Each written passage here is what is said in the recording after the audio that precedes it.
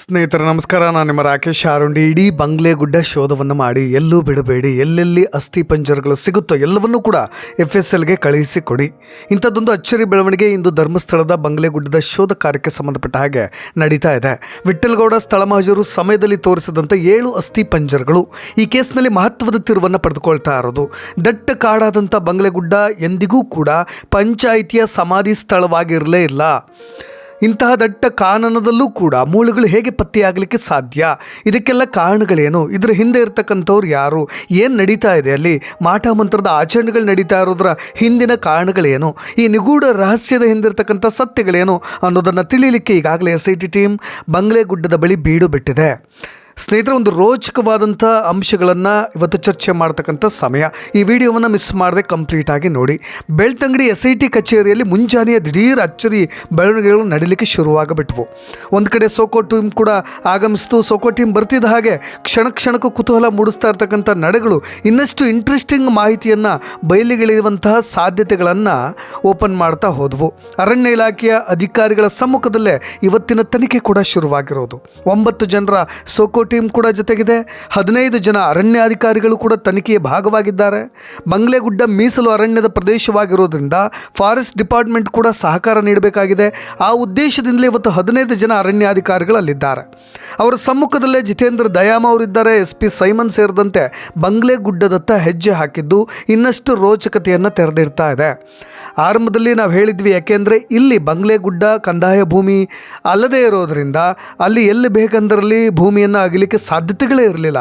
ಹಾಗಾಗಿ ಭೂಮಿಯ ಮೇಲೆ ಸಿಕ್ಕಂಥ 7 ಅಸ್ಥಿಪಂಜರಗಳ ಒಂದು ಸೂಕ್ಷ್ಮತೆ ಅನುಮಾನಗಳನ್ನು ಇಟ್ಕೊಂಡೆ ಮುಂದಿನ ತನಿಖೆಯ ಭಾಗವಾಗಿ SIT ಮುಂದುವರಿಯಬೇಕಾಗಿತ್ತು. ಅದಕ್ಕೋಸ್ಕರವಾಗಿಯೇ ಒಂದಿಷ್ಟು ಚರ್ಚೆಗಳು ಕೂಡ ನಡೀತಾ ಇದ್ವು. ಇವತ್ತು ಬಾಂಬ್ ನಿಷ್ಕ್ರಿಯ ದಳವೂ ಕೂಡ ಒಂದು ಕಡೆ ಮೆಟಲ್ ಡಿಟೆಕ್ಷನ್ ಯಂತ್ರಗಳೊಂದಿಗೆ ಬಂಗ್ಲೆಗುಡ್ಡದಲ್ಲಿನ ರಹಸ್ಯವನ್ನು ಭೇದಿಸಲಿಕ್ಕೆ ಮುಂದಾಗಿರೋದು. ಸ್ನೇಹಿತರೆ, ಈ 11A ಪಾಯಿಂಟ್ ಇದೆಯಲ್ಲ, ಅದರ ಮೇಲ್ಭಾಗದಲ್ಲಿ ಕಂಡು ಬರ್ತಕ್ಕಂಥ ಈ ಬಂಗ್ಲೆಗುಡ್ಡದಲ್ಲಿ ಅಪರಿಚಿತ ಮೃತದೇಹಗಳನ್ನು ಅವ್ಯಾಹತವಾಗಿ ಹೂಳಲಾಗಿದೆ. ಇದಕ್ಕೆ ಪಂಚಾಯಿತಿಯವರ ಉಪಸ್ಥಿತಿಯೂ ಇಲ್ಲದೆ ಮಾಡಿರ್ತಕ್ಕಂಥ ಕಾರ್ಯಗಳು ಕೂಡ ಇವಾಗಿವೆ ಅನ್ನೋ ಆರೋಪಗಳಿಗೆ ಮತ್ತಷ್ಟು ಪುಷ್ಟಿ ಕೂಡ ಸಿಗ್ತಾ ಇದೆ. ಆದರೆ ವಿಠ್ಠಲಗೌಡ ಮಾತ್ರ ಇವತ್ತು SIT ಟೀಮ್ನ ಭಾಗವಾಗಿರಲೇ ಇಲ್ಲ. ವಿಠ್ಠಲಗೌಡ ಅವರನ್ನು ಇವತ್ತು ಕರ್ಕೊಂಡು ಬರಲೇ ಇಲ್ಲ. ಸ್ಥಳ ಮಹಜರಿಗಾಗಿರ್ಬೋದು ಅಥವಾ ಯಾವ ಉದ್ದೇಶಗಳಾಗಿರ್ಬೋದು, ನಿರಂತರವಾಗಿ ಉದ್ದನೆಯ ಪೈಪ್ಗಳನ್ನು ಎತ್ಕೊಂಡು ಹೋಗಲಾಗ್ತಾ ಇತ್ತು. ಜೊತೆಗೆ ಒಂದಿಷ್ಟು ಬಕೆಟ್ಗಳನ್ನು ಎತ್ಕೊಂಡು ಹೋಗಲಾಗ್ತಾ ಇತ್ತು. ಎಲ್ಲರ ಸಮ್ಮುಖದಲ್ಲಿ ಇವತ್ತೇನೋ ಮೊದಲ ಬಾರಿಗೆ ಮತ್ತೊಮ್ಮೆ ಸ್ಥಳ ಮಹಜರು ಶೋಧ ಕಾರ್ಯ, ಭೂಮಿಯನ್ನು ಅಗಿತಕ್ಕಂಥ ಕಾರ್ಯ ಶುರುವಾಗುವ ಮಟ್ಟಿಗೆ ಇವತ್ತಿನ ಸಿಬ್ಬಂದಿಗಳು ಒಟ್ಟಾಗಿರೋದು. ಏನು ನಡೀತಾ ಇದೆ, SIT ಯಾವ ಹಂತಕ್ಕೆ ತಲುಪಿದೆ ಈ ಒಂದು ತನಿಖೆಯ ಭಾಗವಾಗಿ ಅನ್ನೋದು ಇನ್ನೂ ಕೂಡ ಕುತೂಹಲವಾಗಿದೆ. ಒಂದು ಕಡೆ ವಿಠ್ಠಲಗೌಡ ಅವ್ರಿಗೆ ನೇರವಾಗಿ ಕರೆಯನ್ನು ಮಾಡಿದಾಗ ಅವರು ಮಾತ್ರ ಹೋಟೆಲ್ನಲ್ಲಿ ಆ್ಯಕ್ಟಿವ್ ಆಗಿದ್ದರು. SIT ಜೊತೆ ಸ್ಥಳ ಮಹಜರಿಗೆ ನಾನು ಬಂದಿಲ್ಲ, ನಾನು ಕೆಲಸ ಎಲ್ಲವನ್ನೂ ಕೂಡ ಮಾಡಿ ಆಗಿದೆ, ಅದನ್ನು SIT ನೋಡ್ಕೊಳ್ಳುತ್ತೆ, ನಾನು ಈಗೇನೋ ಮಾತನಾಡಿಬಿಟ್ರೆ ಅದು ಮುಂದೆ ಕಾನೂನಿನ ಸಮಸ್ಯೆಗಳು ಕೂಡ ಆಗಬಹುದು, ಎಲ್ಲದೂ ಕೂಡ ಒಳ್ಳೆಯದೇ ಆಗ್ತಾ ಇದೆ ಅನ್ನೋ ಮಟ್ಟಿಗೆ ನಾನು ಮಾತ್ರ ಏನು ರಿಪ್ಲೈ ಕೊಡೋದಿಲ್ಲ ಅನ್ನೋ ರೀತಿಯಾಗಿ ಸೈಲೆಂಟ್ ಆದಂಥ ಉತ್ತರವನ್ನು ಕೂಡ ವಿಠ್ಠಲಗೌಡ ಅವರಿಂದ ನಾವು ಪಡೆದುಕೊಂಡ್ವಿ. ಇನ್ನೊಂದು ಕಡೆ ಚಿನ್ನಯ್ಯ ತೋರಿಸಿದ ಎಲ್ಲ ಜಾಗ ಬಿಟ್ಟು ವಿಠ್ಠಲಗೌಡ ಹೇಳಿದಂಥ ಜಾಗದ ಕಡೆ SIT ಅಗಿಯೋ ಕಾರ್ಯಕ್ಕೆ ಇವತ್ತೇನಾದರೂ ಮುಂದಾಗುತ್ತಾ? ಅದು ಕೂಡ ಅಚ್ಚರಿ ಏನಿಲ್ಲ.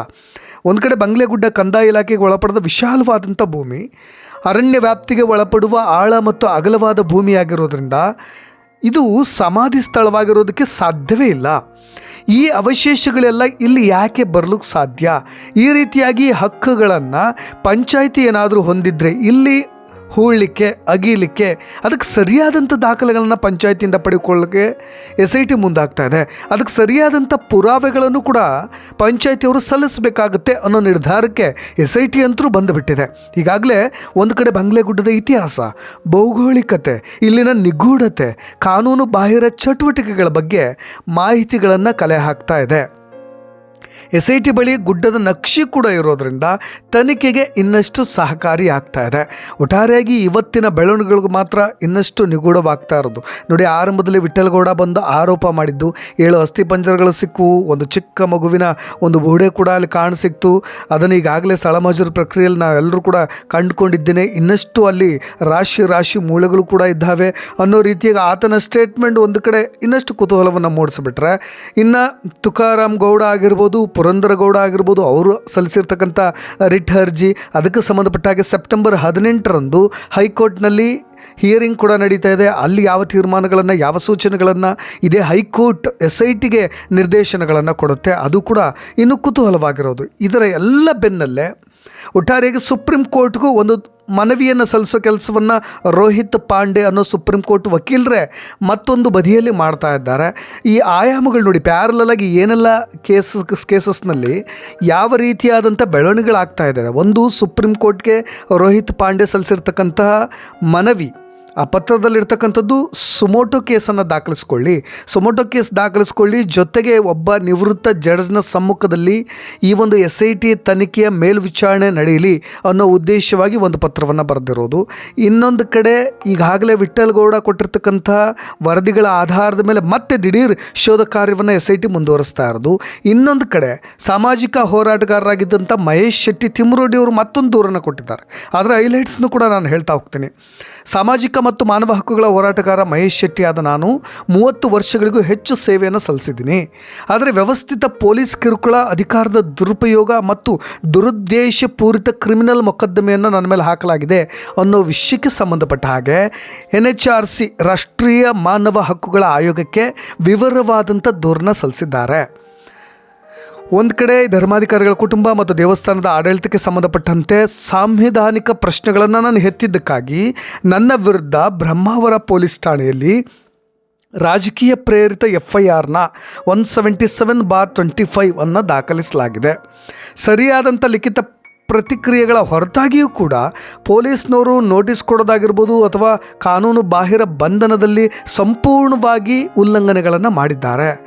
10ಕ್ಕೂ ಹೆಚ್ಚು ಪೊಲೀಸ್ ವಾಹನಗಳು, ಮಾಧ್ಯಮ ಚಾನಲ್ಗಳ ಉಪಸ್ಥಿತಿಯನ್ನು ಒಳಗೊಂಡಂಥ ಪೂರ್ವಯೋಜಿತ ಬಂಧನ ಕಾರ್ಯಾಚರಣೆ, ನನ್ನನ್ನು ಇದೇ ರೀತಿಯಾಗಿ ಬಂಧಿಸಬೇಕು, ಇಷ್ಟು ವಾಹನಗಳೇ ಹೋಗಬೇಕು ಅನ್ನೋ ರೀತಿಯಾಗಿ ನನ್ನನ್ನು ಅವಮಾನಿಸುವ ಮತ್ತು ಅಪರಾಧ ಮಾಡುವ ಉದ್ದೇಶದಿಂದ ಈ ರೀತಿಯಾಗಿ ಮಾಡಿದ್ದಾರೆ. FIR 99/25ರ ಅಡಿಯಲ್ಲಿ ಯುವಕರು ಸೇರಿದಂತೆ ಅಮಾಯಕ ಬೆಂಬಲಿಗರನ್ನು ಗುರಿ ಹಾಕಿಸೋದು, ಅಲ್ಲಿ ಅಧಿಕಾರಿಗಳು ಅವರನ್ನ IPC ಸೆಕ್ಷನ್ 307 ಅಂದರೆ ಕೊಲೆಗೆ ಯತ್ನ ಅಡಿಯಲ್ಲಿ ತಪ್ಪಾಗಿ ರೂಪಿಸಲಿಕ್ಕೆ ಪ್ರಯತ್ನಪಟ್ಟರು. ಬೆಂಬಲಿಗರ ವಿರುದ್ಧ ಸುಳ್ಳು FIRಗಳನ್ನು ದಾಖಲಿಸಿದ್ದಾರೆ ಮತ್ತು ಆಘಾತಕಾರಿಯಾಗಿ ನಾನು ನ್ಯಾಯಾಂಗ ಬಂಧನದಲ್ಲಿದ್ದಾಗ ನನ್ನ ವಿರುದ್ಧ ದಾಖಲೆಗಳ ಪೊಲೀಸ್ ಕುಶಲತೆಯನ್ನು ಬಹಿರಂಗಪಡಿಸಿದೆ. ತೀವ್ರವಾಗಿ ಅಧಿಕ BP ಇರೋ ಕಾರಣ ವೈದ್ಯರು ಆಸ್ಪತ್ರೆಯ ಆರೈಕೆಯನ್ನು ಶಿಫಾರಸು ಮಾಡಿದ್ರೂ ಕೂಡ ಡಾಕ್ಟರ್ಸ್ಗಳು ನಿರ್ಲಕ್ಷ್ಯ ಮಾಡಿದ್ರು. ಕೋಮ ಹಿಂಸಾಚಾರದ ಶೂನ್ಯ ಇತಿಹಾಸದ ಹೊರತಾಗಿಯೂ ಕೂಡ ರಾಜಕೀಯ ಒತ್ತಡದ ಮೂಲಕ ನನ್ನ ವಿರುದ್ಧ ಗಡಿಬಾರ್ ಹೊರಡಿಸಲು ನಡೀತಾ ಇರ್ತಕ್ಕಂಥ ಪ್ರಯತ್ನಗಳು. ಹಾಗಾಗಿ ಇದಕ್ಕೆ ಸಂಬಂಧಪಟ್ಟ ಹಾಗೆ ನಾನು ವಿನಂತಿಸಿಕೊಳ್ತಾ ಇದ್ದೀನಿ ಮಾನವ ಹಕ್ಕುಗಳ ಆಯೋಗಕ್ಕೆ ಅಂತ ವಿವರವಾದಂಥ ದೂರನ್ನು ಕೊಟ್ಟಿರೋದು. ಜೊತೆಗೆ ಪಟ್ಟಿ ಮಾಡಿರ್ತಕ್ಕಂಥ ಎಲ್ಲ FIRಗಳಿಗೆ ಉನ್ನತ ಮಟ್ಟದ ವಿಚಾರಣೆಯನ್ನು ನಡೆಸಬೇಕು. ಗ್ರಾಮಸ್ಥರು ಮತ್ತು ಸಂತ್ರಸ್ತರೊಂದಿಗೆ ಮಾತನಾಡಲಿಕ್ಕೆ ಸತ್ಯ ಶೋಧನಾ ಸಮಿತಿಯನ್ನು ರಚನೆ ಮಾಡಬೇಕು. ಬಂಧನಗಳನ್ನು ರೂಪಿಸಿದ, FIRಗಳನ್ನು ನಿರ್ಮಿಸಿದ ಹಾಗೂ ಕಾನೂನು ಮತ್ತು ವೈದ್ಯಕೀಯ ಹಕ್ಕುಗಳನ್ನು ನಿರಾಕರಿಸಿದ ಅಧಿಕಾರಿಗಳ ವಿರುದ್ಧವಾಗಿ ಶಿಸ್ತು ಕ್ರಮವನ್ನು ಪ್ರಾರಂಭಿಸಿ ಮತ್ತಷ್ಟು ಕಿರುಕುಳದಿಂದ ನನಗೆ, ನನ್ನ ಕುಟುಂಬಕ್ಕೆ ಮತ್ತು ಕಾರ್ಯಕರ್ತರಿಗೆ ರಕ್ಷಣೆಯನ್ನು ಖಚಿತಪಡಿಸಿಕೊಳ್ಳಬೇಕಾಗಿದೆ. ಕಾರ್ಯಕರ್ತರ ವಿರುದ್ಧವಾಗಿ ಪೊಲೀಸ್ ಅಧಿಕಾರದ ದುರುಪಯೋಗವನ್ನು ತಡೆಗಟ್ಟಲಿಕ್ಕೆ ನೀತಿ ರಕ್ಷಣೆಗಳನ್ನು ಶಿಫಾರಸು ಮಾಡಿ ಅಂತ ಹೇಳಿ ಮಾನವ ಹಕ್ಕುಗಳ ಆಯೋಗಕ್ಕೆ ಮಹೇಶ್ ಶೆಟ್ಟಿ ತಿಮ್ಮರೋಡಿ ಅವರು ಒಂದು ದೂರನ್ನು ಸಲ್ಲಿಸಿದ್ದಾರೆ. ನೋಡಿ, ಎಲ್ಲವೂ ಕೂಡ ಪ್ಯಾರಲಲ್ ಆಗಿ ಏಕಕಾಲಕ್ಕೆ ಒಂದು ರೀತಿಯಾದಂತಹ ಬೆಳವಣಿಗೆಗಳನ್ನು ನಾವು ಧರ್ಮಸ್ಥಳದ ಸರಣಿ ಶವಗಳನ್ನು ಹೂತಿಟ್ಟ ಪ್ರಕರಣಕ್ಕೆ ಸಂಬಂಧಪಟ್ಟ ಹಾಗೆ ಗಮನ ಹರಿಸಬಹುದು. ನೋಡೋಣ, ಇದಕ್ಕೆ ಈ ಕೇಸು ಹೋಗ್ತಾ ಇರೋ ಹಾದಿ ದಾರಿ ಎಲ್ಲವೂ ಕೂಡ ತುಂಬ ನಿಗೂಢವಾಗಿದೆ. ಒಂದು ಕಡೆ SITಯ ರಿಪೋರ್ಟ್, ಅದನ್ನು ಕೂಡ ನಾವು ಸೂಕ್ಷ್ಮವಾಗಿ ಗಮನಿಸ್ತಾ ಇರೋದ್ರಿಂದ ಅವ್ರ ಕೆಲಸವನ್ನು ಅವರು ಪ್ರಾಮಾಣಿಕವಾಗಿ, ಪಾರದರ್ಶಕವಾಗಿ ಮಾಡ್ತಾ ಇದ್ದಾರೆ ಅನ್ನಿಸ್ತಾ ಇದೆ. ಯಾವುದೇ ನಿರ್ಧಾರಕ್ಕೂ ಕೂಡ ಯಾರೂ ಬರುವಂತೆಯೂ ಇಲ್ಲ. ಒಂದು ಕಡೆ ವಿಠ್ಠಲ್ಗೌಡ, ಚಿನ್ನಯ್ಯ ಎಲ್ಲರೂ ಕೂಡ, ಚಿನ್ನಯ್ಯ ಒಂದು ಕಡೆ ಜೈಲು ಪಾಲಾಗಿದ್ದರೂ ಕೂಡ ಆತ ಯಾವ ಕಾರಣಕ್ಕೆ ಜೈಲು ಪಾಲಾಗಿದ್ದಾನೆ ಅನ್ನೋ ನಿಗೂಢತೆಯ ಮೇಲೂ ಕೂಡ ಆತ ಹೇಳಿರೋದೆಲ್ಲ ಸುಳ್ಳು ಅನ್ನೋ ಒಂದಿಷ್ಟು ಉಲ್ಟಾ ಹೊಡೆದಿದ್ದರಿಂದ ಆತ ಜೈಲು ಪಾಲಾಗಿದ್ದಾನೆ, ಅವನ ಮೇಲೆ ದೂರನ್ನು ದಾಖಲಿಸಲಾಗಿದೆ ಅನ್ನೋ ಮಾಹಿತಿಗಳ ಆಧಾರದಲ್ಲಿ ನಾವು ಮಾತನಾಡೋದಾದರೆ, ಇತ್ತ ವಿಠ್ಠಲ್ಗೌಡ ಮತ್ತೆ ಒಂದು ಔಟ್ಸ್ಟ್ಯಾಂಡನ್ನು ತೆಗೆದುಕೊಂಡಿರೋದು ಕೂಡ ಇದರಲ್ಲಿ ಒಂದು ಇನ್ನೊಂದಿಷ್ಟು ಪಾಸಿಟಿವ್ ವೈಬ್ಸ್ ಅಂತ ಹೇಳಿ ನಾವು ನಿರೀಕ್ಷೆ ಮಾಡ್ಬೋದು. ನೋಡೋಣ ಏನೆಲ್ಲ ಆಗಬಹುದು ಅಂತ ಕ್ಷಣದ ಅಪ್ಡೇಟ್ಸ್ಗಳೊಂದಿಗೆ ಮತ್ತೆ ಬರ್ತೀನಿ. ನಾನು ರಾಕೇಶ್ ಶಾರುಂಡಿ, ಧನ್ಯವಾದ.